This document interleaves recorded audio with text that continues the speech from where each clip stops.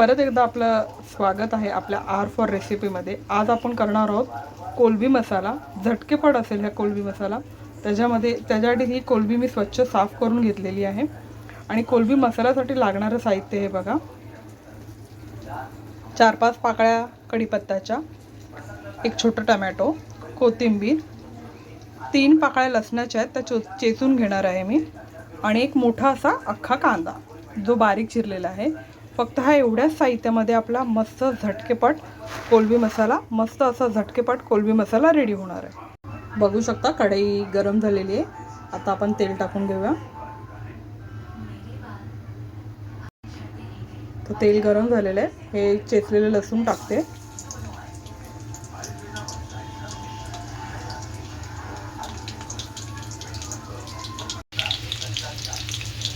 लसूण प्रॉपर गरम झालेलं आहे। आता कढीपत्ता टाकते।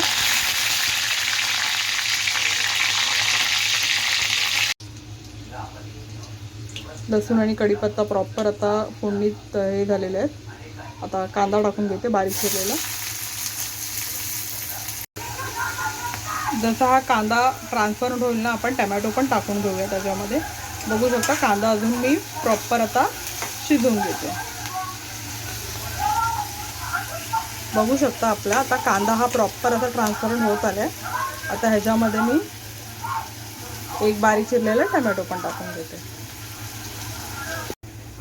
आता बघू शकता कांदा आपला ट्रान्सपरंट झालेला आहे, पिंकिश झाला आहे प्रॉपर, आणि टोमॅटो पण शिजलाय आपला। आता ह्या स्टेजला आपण चवीनुसार मीठ टाकूया। आता चवीनुसार हळद टाकून घेऊया। आता चवीनुसार आपला लाल मसाला, हा घरगुती लाल मसाला आहे, तोही टाकून घेऊया। बघू शकता आता मसाला आपला प्रॉपर आपण हे करून घेतलं, शिजून घेतलेला आहे। आता आपला मसाला जळू नये म्हणून थोडंसं पाणी टाकून घेऊया।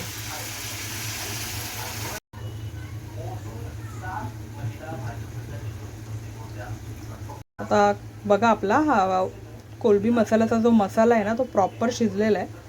आता या स्टेजला आपण कोलंबी टाकूया।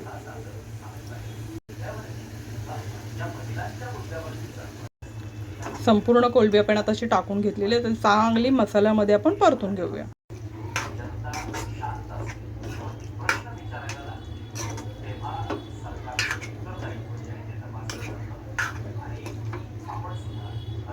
आता बघू शकता आपण संपूर्ण कोलंबी टाकले, मसालाही पूर्ण प्रॉपर हे केलेला आहे। आता आपल्याला ना ही कोलंबी शिजण्यापुरती आहे ना, थोडंसं पाणी टाकून घेऊया, आणि आता ही झाकण ठेवून आपण ही मस्त कोलंबी शिजवून घेऊया, जेणेकरून कोलंबी ही आपली प्रॉपर शिजली जाईल।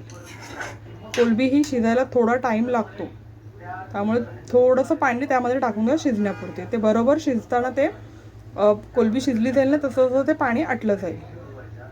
त्यामुळे थोडंसं पाणी टाकून कोलंबी आता शिजत ठेवूया। आता पाणी आटेपर्यंत आपण झाकण लावून फास्ट गॅस केले, त्याच्यावर ते शिजून घेऊया।